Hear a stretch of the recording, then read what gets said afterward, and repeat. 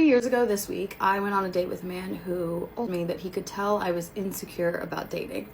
And that single date is the reason that I now have a boyfriend and live with said boyfriend. 3 years ago, I hated dating. I never went on dates, maybe 2-3 dates a year. I never went on second dates with people. So anxious all the time if I had to go on a date. So 3 years ago, I go on a date with a boy from Hinge on a second date, which already was huge for me. On this date, about halfway through, this guy looks at me and he's like, you know, I can tell you're really like sure of yourself and confident in your body and secure in your your body, your career, like you're very sure of yourself.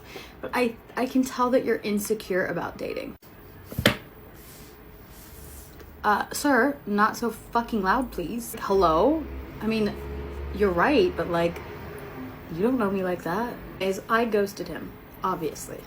Very shortly after, I meet a man in real life at a bar. Everyone's dream scenario, right? You meet someone in real life and you're like, oh my God, it was meant to be. It's a sign. This is my person. 3 weeks of literally just like a fling. We just have sex. We never go on dates. Somewhere in that 3 weeks, this man is like, oh, I found your TikTok. I was so surprised. And I was like, surprised? Why? It's something along the lines of, energy on TikTok is just so like strong, independent, badass energy. And I just don't feel like I get that from you in real life.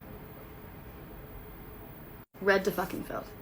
So that is now 2 men in the period of less than a month that have called me out on my shit. So I was like, we're not doing this. We're not doing this, boys. Time to buckle up. My best friend and I decided if we're going to start going on dates, then we need to make a game of it and we need to make it fun. So we started a bet where we had to go on a date a week. We would keep track of all of it in an Excel sheet, obviously, because you can't keep up with that many men. And the rule was you had to go on a date a week. Didn't matter how you found them or where, whatever, a date a week. You can go on a second date with a person and that counts towards your date a week quota, but the third date no longer counts because we wanted to force ourselves to keep dating until someone locked us down. A friend had a habit of like going on one date with a person and then throwing away everything else to focus on that one person. To our rules, we often went on dates at the same place at the same time, obviously not telling the guys, meeting in the bathroom halfway.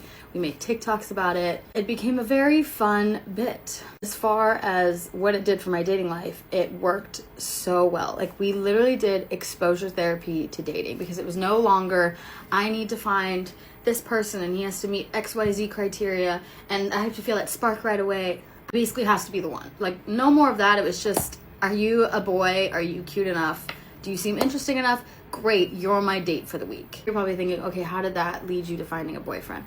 After about 6 months of that, I had taken about a month off and I had deleted my Hinge in that time. And when you delete and re-download Hinge, like when you delete your profile and then come back, then you start seeing all those profiles that you had previously matched or unmatched with. Key factor here. I'm scrolling. And who comes up in my likes? None other than the man who told me I was insecure about dating. Basically said something along the lines of, Sistine, what are you still doing here? I'm disappointed. I expected better of you. And I was like, what the fuck, dude? Why are you always up in my shit? I was like, actually, to be real with you, I'm on this app because of you. You told me XYZ. I took it to heart. This is what I did. And here we are. It was like, you're fucking crazy.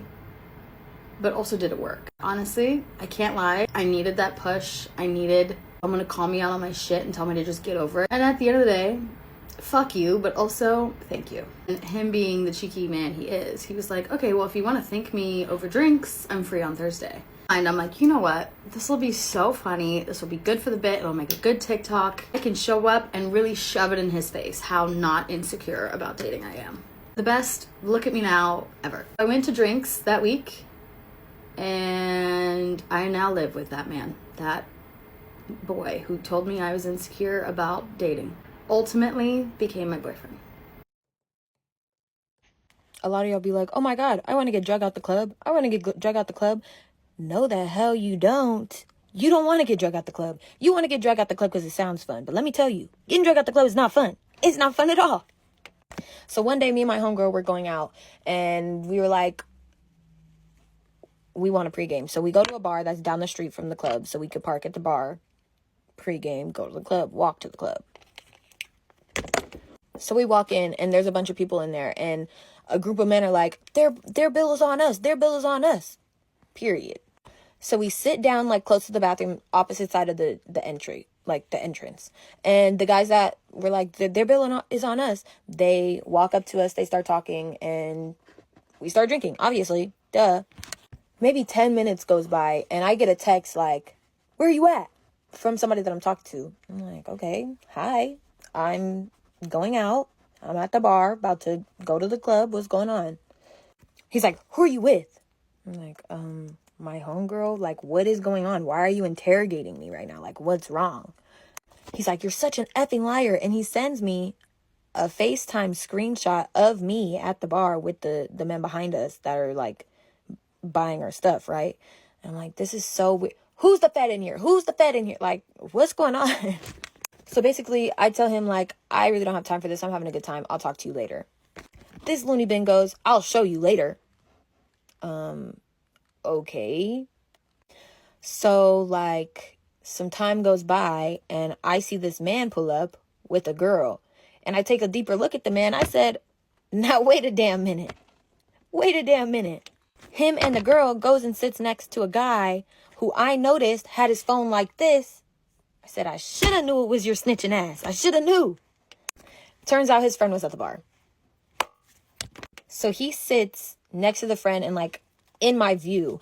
And he's so performative. He's like, it's very PDA. But for me, I don't really know him to do too many public displays of affection and like ever. So it's becoming very clear to me that you're trying to make me mad. So am I going to let you make me mad? No. So you could be mad. I catch him like looking at me every 5 seconds and like, I see you, but I really don't care. I really don't care. I've checked out already. I don't care. And I could see it's bothering him that it's not bothering me. Like I can see in his face that he is bothered that I'm not. So by this time, it's like getting time to go to the club anyway. So I tell my homegirl like, let's take another shot and wrap this up basically. We order the shot, take the shot, and we start gathering our stuff. And all of a sudden he gets up out his seat and beeline straight to me. I'm like, okay. With the girl there, you're a weirdo. He gets over to me and he's like, we need to talk. Let's go. Let's go. How about you go back to your date? How about that? And I basically tell him like, I don't have time and you clearly don't have time. You're very busy right now. You're on a date. Like you need to leave me alone. So he raises his voice and he's like, I don't care about any of that. We need to talk right now. And I'm like, okay, I really don't want a scene in here. I really don't. So I grab my bag and I start walking out, like to talk to him. He grabs my wrist and pulls me hard to try and get outside faster. I said, slow your roll. I don't mess with you like that at all. And I'm already walking out here on my own. I'm not on a leash. Don't pull me. We get outside and he basically is like, I can't believe you're out here embarrassing me. Like, if you wanted to be with me, you wouldn't be outside. I said, we were never together. And look at how you just acted. You just brought a bitch here to try and make me mad. And now you're mad that I'm not mad. You're bothered. And now I'm still going to go out. And you lost me. Get back in there to your date. I don't care. And I basically walked away. I walk back in. I tell my homegirl, okay, let's go. And we get walking to the club, basically. God. We're at the club and it's really a great night. Like our homies have a section. All the girls are so pretty, so nice. We're having a good time. The drinks are flowing. The boys are acting how they're supposed to. We're on the couch dancing. Like the night is going so smooth. All of a sudden, I get a text that says, I see you. And it's from a text now number. What more do you want from me? Like, what else can I give you? So I ignore it. And then I see a bottle sign that comes out that says, I see you. You actual mental asylum patient. You need to go be observed, really. The fact that you're like this, you're scaring me. I'm fearful at this point. Like, what? So as soon as I see that, I'm like, I look at my homegirl, like, I tell her what's going on. And I'm like, I really don't know if, like, I don't know what's going to happen. Like, he's being really unpredictable and I don't know what's going on. Like, what do you want to do? And she's like, we're having a good time. Like, I don't think he's going to do this with all these men here. Like, I don't think anything will happen. Like, we're going to go to afters. It's going to be a good night. We're having a great night. Let's just let it go. Let's go with the flow. I'm like, all right. Well, if you're rocking, I'm rolling. Let's go. We're having a good time. Let's just have a good time. out of the corner of my eye, I see this man standing at the bar staring at me. Like, lunatic. And like our section is like right by the bar. So like this is our section inside a little bit. There's a bar kind of near the exit. That's where he is. He's like, it's like a diagonal. He's staring right at me. And I'm looking at him just like with this confused look on my face. And he like has his phone in his hand. And he's like pointing at his phone, like trying to tell me to text him. No, crazy, no. So I ignore it. And like, I'm trying to have a good night. You know, in the movies when they like look away and something comes up quicker, look away, something's inching closer. That's literally what was going on. I looked away. Every time I would look back, this man is inching closer and closer to the section. Now me, when I'm in a section, I do not go to the middle of the section. Partially because just in case anything goes down, I'm the first out of here. But mostly because when I start drinking, my bladder decides, you know what, we're peeing every 7 seconds. And I don't want to disturb anybody. So I choose to sit on the outside of the section because 10 times out of 10, I gotta pee. So he walks up to like where the wall of our section is and he taps my foot. At this point, I'm worried. I'm worried. So what do? I just get down and I try and like duck off so that nobody could see that I'm talking to him real quick. And I basically tell him like, I need you to leave me alone. Like I'm with people. I don't want to be embarrassed in front of my people. Like I need you to leave me alone. And he's just yapping away, yelling and screaming. And I'm like, oh my God. Oh my God. I don't want anybody to hear this. Like I don't want to cause a scene in here. As this is going on, my homegirl is like watching me to make sure I'm fine, as a good homegirl does. And like I try to tell, like I'm trying to like, I stop looking at him for a second and I look at her to like tell her like everything's fine. Oh, I don't like how that looks. Basically, I'm trying to reassure her, like as I'm trying to mouth like I'm okay, he grabs me by the side of my dress and starts pulling me outside. How embarrassing. And when I tell you that man had the tightest grip he's ever gripped in his life on my dress, in my 6-inch heels, I'm literally just getting drug out the club, like mortified. I am so embarrassed. The men in the section see this and they follow me outside and they get to them and him. They go back and forth. And then all of a sudden a brawl breaks out. I'm like, oh my gosh. I come to this club so often. My gosh, why would you do this here? The brawl breaks out and I'm looking for my homegirl like, bitch, we gotta go. We're out of here. There is no after hours for us. We're out of here. I hear people like, call the police, call the police. So I grab my homegirl. We start booking it to the car. Yeah, we're out of here. I didn't even stick around to see what the outcome was. Long story short, no, you don't want to get drug out the club. The club's going to remember you getting drug out the club. That was probably one of the most embarrassing things that's ever happened to me. And it wasn't even my fault. It literally wasn't even my fault. What could I do? Okay, so story time how my so-called friend tried to finesse me and really tried to try me behind my car. So I have 2 cars, right? I have my Tesla. This is the car that I drive. And then I have a little Hyundai Elantra, a little cute Hyundai Elantra I bought brand new. I bought that one for my daughter. So when my daughter turns 16, she has a brand new car. Well, it won't be brand new then, but you know, she has a nice, good, reliable car, right? So the car is almost paid off. So I figured I would just make some money off of it in the meantime because I don't drive it. I drive my Tesla. So I put my car on Turo. I'm profiting about $350, $400 a month on Turo, right? So I got this friend that kind of comes to me in a moment of need and tells me like, oh, I'm going through a lot, da da da da. Can I come stay with you? This, that, and the third. So she comes stay with me and her car ends up like just not working at all. And it's not worth fixing. She might as well just get a new car. Credit messed up. Just, you know, just a bunch of stuff that's just, she can't get a car. So I tell her like, oh, well, I got an extra car. You can rent this one off of me. And we did that. And that was cool for a while. And then she ended up like not communicating with me a lot. So when it came time for like the car note to get paid and stuff, she would either just not pay it and not say nothing for a day or two, or maybe even a couple days. And then finally like be like, oh, I'm about to send the money now. And I just personally did not like that. I'd rather you communicate with me so that if you can't pay it, I'm aware and I can get ready to pay it myself. Because I could pay it. I just need to know that I have to pay it.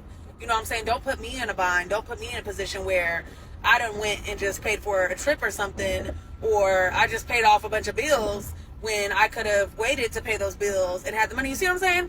Also, I'm only renting the car out to her $400 a month plus the insurance. That's it. I'm not charging her nothing on top of that. So I'm not profiting nothing off of it. She's literally just paying the car note and that's it. So that doesn't do nothing for me. Well, she, like I said, she did that so many times to the point where I was like, let me get my car back. So she really didn't put up a fuss or fight. She asked for another month in the car and I gave that to her because I know she has kids. And, you know, I'm not trying to I'm not trying to mess up anybody's life or make anything harder on them, but it's like people don't see that I'm making things easier on them. You're not spending thousands of dollars a month on a rental anymore. You know, I'm cutting you a big discount by only charging you $400. So boom, she gave me the car back. There's no fuss and fight. So then I have another friend in a very same situation, and she hits me and she's like, let me get the car. And she knows the situation with the first girl because, like I said, me and her were friends. So she understood that the last girl, it was just too much for me to not have stuff paid on time and not communicate. So she knew those were my two biggest pet peeves, and that would need to be done if she got my car. So she asked for the car, and she's telling me up and down, I swear I will take care of the car, and I swear I'll make sure I have the payments paid on time. You won't have any issues from me, girl. You know I'm going to communicate with you. Da da da. Cool. At the time, she was going through a little breakup or whatever, and she had her stuff at my crib, but she was staying with another friend and going to work and stuff like that. So I saw that she was trying to get her life together, and I felt like, okay, I can help this girl out. Why not? I feel like I trusted her enough to be on her, but I don't know. I had my reservations, but I still felt bad and felt like she really needed some help because she don't have no help with her daughter. She's not from here. She's from Puerto Rico. So I really tried to be that friend that could just help her out. Safe to say I won't be doing that again because, yeah. So before she gets the car, I tell her, I know your man stays in a different city than me, which is an hour and 20 minutes from where I am. She works in my city. So I'm like, you can't be driving back and forth like that if you decide to go back to him. She's like, no, I'm done with him. I'm not going back.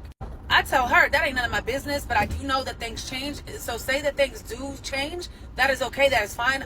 That's your business. But like I said, you can't be driving the car back and forth. She said she understood. She don't plan on going back. Cool. Less than a week later, she was already back with him. Now I have her location because, like I said, me and her were friends, and she had her stuff at my crib and stuff. We was cool like that. So I peeped that she's driving back and forth from his city to my city. That's an hour and 20 minutes each way, at least 7 times in that first week she had the car. So when it was time to pay the car note, I said something to her.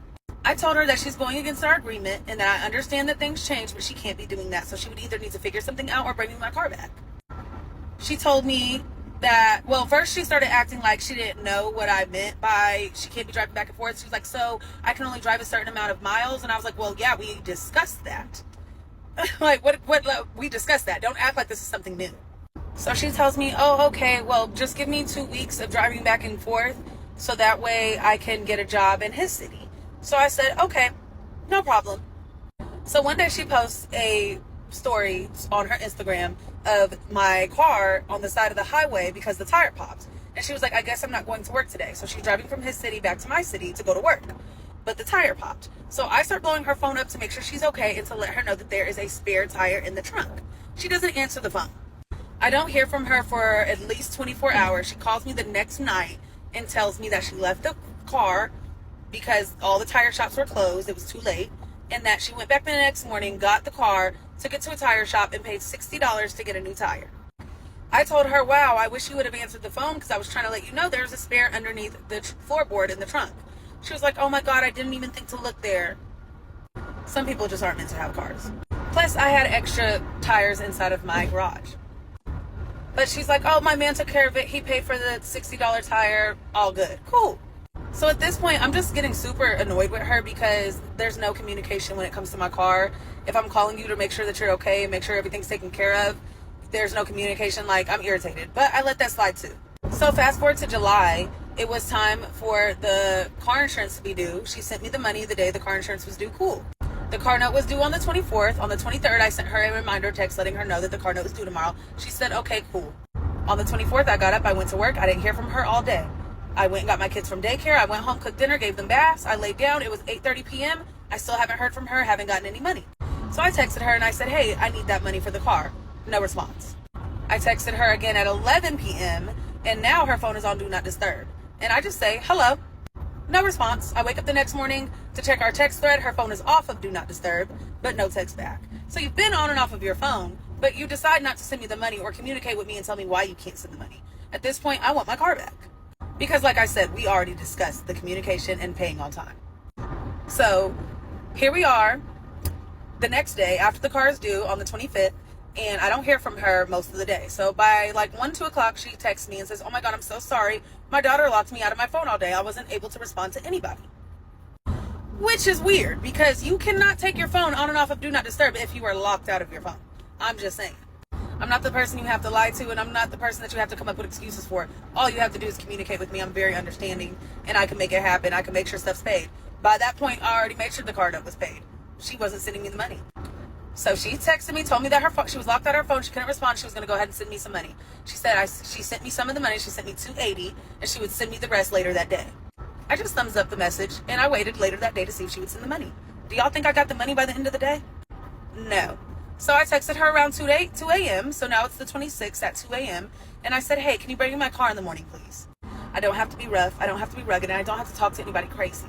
It is my property, and I just want it back at this point. Plus, my baby daddy's son got into a car wreck and totaled his car the day before. So I already told him that he could have the car back since the car note was not paid on time. I already knew I wanted my car back at that point, and somebody that is my family needs the car at this point. She texts me back at 4 in the morning and says, oh my God, I'm so sorry. I fell asleep. That's my fault. I'm so sorry for not communicating. I need this car. Please don't take it. Please don't do this. I'm sending you the rest of the money now. She sends me the money. I wake up at 6 when I see the message, and I text her back and I tell her, no, I'm going to need my car back because my baby daddy needs the car now. And since it wasn't paid, I went on ahead and told him yes. I would have given you 30 extra days in the car. However, because of our agreement, because of the way the last girl did me and you knew and you swore up and down you wouldn't do me the same, I can't let you have that car for 30 more days. I need it back now. She texts back and she's pretty much like, I'm not doing you like her. It just happened one time. If it happened one time, you're doing me like her. So she pretty much tries to keep the car. She's like, well, I already sent you the money, so I'm keeping the car. And I'm like, no, babe, you're going to get the money back as soon as I get the car back. That's no issue. You can have your money back. I am prorating it the 3 extra days you kept the car, and I'm prorating the insurance 9 days that you had the car. But the rest of your money you will have back. She keeps coming up with excuses about the car. Then she talks about the tire. She tells me, well, I spent $160 on the tire and you weren't trying to help me then. $160? Baby, you told me it was $60, number one. And number two, I tried to help you. You didn't answer. By the time you finally communicated with me, you said your man already took care of it. So what are we really talking about here? And what is your point of bringing up the tire? When you have a car and you're paying a car note on a car, if anything happens to the car, you're responsible to take care of it. If your tire pops, you need to go get a new tire. That's just how it goes. So she's bringing up the tire situation, and I let her know, like, first of all, that is on you. Second of all, I had extra tires. You didn't want to answer the phone. That is on you for not communicating. Third of all, you said it was only $60. Fourth of all, you're telling me that you were locked out of your phone. Then how did your phone get on and off of Do Not Disturb? Why are we going back and forth? And I asked her, I said, why are we going back and forth about my property? So then she tells me, well, I'm not driving the car back to your city because it's inconveniencing me. I already have to cater to you. Stop what I'm doing and cater to you. First of all, what? Didn't you come and get the car from my city? So then bring the car back to my city. If you go get a car from Enterprise, where do you take the car when it's time to take it back? To Enterprise, right? So I try to make things easier on her, and I'm like, all right, well, look, I got a homeboy that stays downtown about 30, 40 minutes from you. Just go drop the car off to him. It's no issue. She takes a long time to respond, about an hour or so, and then finally she's doing another long paragraph trying to go back and forth with me about other stuff. So then she's finally like, okay, I'll take the car to your homeboy. And I'm like, well, baby, he's gone already. It's been like 2 hours since I sent that. I sent that earlier this morning. Like, he's gone now. He has stuff to do. So I was like, let me ask him where he's at. So at this point, he was leaving the gym. He was headed to a pool party. So he was like, the pool party's right up the street from my house. Just tell her to let me know when she's 10 minutes away, and I'll go to my house and I'll get the car. So I let her know, and I was like, he's going to inspect the car. Take the car to him. He's going to inspect the car. You hold on to the key. As soon as he calls me and tells me everything's good with the car, you will give him the key. I will send you your money, and we'll be done with this. She says, okay, I'm going to go ahead and clean the car out, and I'll take it. An hour goes by. I don't hear nothing from her. So then she sends another long paragraph about how her man isn't going to pick her up from there. And if she has to bring her car all the way to my city, am I going to Uber her back home? I'm just like, girl, what do you have going on? I'm already trying to help you out by letting you just take the car up the street from you, but now you're pushing it. Now you're pushing it. You wouldn't do enterprise like this, so why are you doing your friend like this? It's weird. So she's doing all this, rah, rah, rah, yada, yada, yada. So I just say, hey, you know what? Don't worry about it. Send me your address. I'll come out there to his city, to your man's city, and I'll come get the car. No response back. Nothing. Every problem that you have, I got a solution. So what's tea now? What's tea now? So then she hits me back and she's like, oh, my man is already in your city, so I'm just going to come out there and bring the car and you can meet me at 410. So I'm like, all right, bet. So you just did all that hootin' hollering, all that going back and forth with me, and you even said your man was at work. But now all of a sudden your man is in my city? So now I can meet you at 410? Like, you're a weirdo. You're weird for that. But I ain't even gonna put up a fight. I ain't even gonna fuss with you. Just give me my car. And like I said, y'all, I'm very cordial when it comes to stuff like this. It's just other people like her, these young toxic girls that don't have nothing, they're used to being toxic in situations. This was not a toxic situation. It wasn't something that needed to be toxic. I asked for my car back. All you need to say is, okay, I'll bring it to you. It's just that simple. All that extra stuff, like, that's just going to get you crossed out. I will never mess with you again. Once that man put his hands on you and put you out again, you ain't coming over here. I will never be able to help you again because you did not have to do all that. So, oh, let me put my flash on. Hold on, because it's getting dark. So I pull up on her and she tries to hand me the key off rip. And I said, no, hold on to the key. Because one of her excuses for not wanting to go get my car from my homeboy is, oh, I feel like I'm not going to get my money back. I'm like, girl, what? Why wouldn't I give you your money back? If I told you I'm giving you your money back, I'm giving you... Just because you do wrong by people, you're paranoid thinking people are going to do wrong by you. But that's not even how I move. That's not in my character. If I tell you that I'm going to do something, I'm going to do it. So if I say I'm going to give you your money back, you're getting your money back. So when she tried to hand me the key, I said, no, hold on to it. Hold on to it since you think you're not going to get your money back. Let me inspect the car. So I inspect the car. I didn't look too deep into the car. Like, I didn't look too deep on the outside. I just looked around to make sure there was no big dents or anything. And it was cool. It was cool enough for me to drive off. So I got the key from her. I sent her her bread. And I went on about my business. I had my other friend drive the car home. Okay, so once we get to the house, right? We pull up to the house. And she pulls the car into the driveway. But I wanted the car on the road, on the curb. So I get in the car to move it. And when I got in the car to move it, the car just felt weird. It felt weird.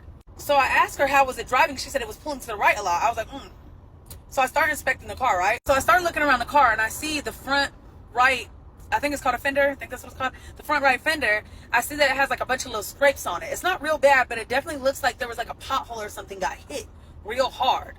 So the tire that she claimed that got a new tire, she never got a new tire, y'all. She patched it up and was just putting air in it. She never went and got a new tire. Not 60, not 160. There was no new tire. And I see why the tire was messed up. It's because she hit something. Well, it looks like she hit something. I can't say for sure because I wasn't there, but it looks like she hit something like a pothole and it knocked the car out of alignment. So the car needed an alignment too. That's why it was pulling to the right. So I took it in and I just picked it up today from the shop. It's been in the shop for like 2 days. I just picked it up and I had to spend $500 to get 3 new tires and to get an alignment on that car because that girl messed my car up. I don't know why people move like that. I don't know why people are so shady. I don't know why people just literally, when they have nothing and they get a little glimpse of help, they have to ruin it. I don't understand, but I do understand karma. I will not call the girl. I will not text her. I will not ask for my money for the car. I handled it myself like a grown woman. And I know the responsibilities of having multiple cars, and I'm prepared and I'm able to take care of it, you know? But what I will say is I will no longer be helping people like that, not out of the kindness of my heart and stuff. Like, I can't deal with these type of people anymore. It is such a shame that people move like that. The only way I'll rent out my car is to family or through a website like Turo, because I just absolutely cannot deal with women like that. Women that do something wrong but then want to play the victim is so crazy to me. It's so crazy to me, but that's okay. That girl never has to worry about me again. And my lesson has been learned.